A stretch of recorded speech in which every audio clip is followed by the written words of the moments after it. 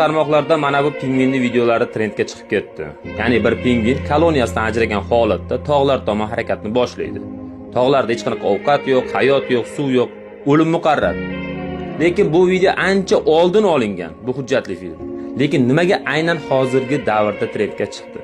Buni sababini qisqacha tushuntirib berishga harakat qilaman. Buning oddiy sababi bu pingvinda odamlar o'zlarini ko'rmoqda. Ya'ni nihilizm, ya'ni hayotda hech qanaqa ma'no yo'q. Yillar, oylar, haftalar, kunlar xuddi bir xildek o'tyapti. Shunchaki ertalab tong sahar turamiz, ishga boramiz, kech bo'ladi, 3 mahal ovqat yeyiladi va hayot o'tdi. Ertangi kun ham shunday, hafta ham shunday, oylar, yillar ham xuddi shunday. Ya'ni hech qanaqa o'zgarish yo'q hayotda.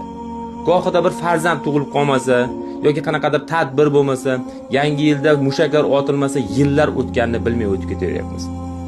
Mana shuni pingvin ko'rinishida aytib bermoqchiki, biz o'zimiz boshqachamiz. Bizni ichimizda aytadigan so'zlarimiz bor edi.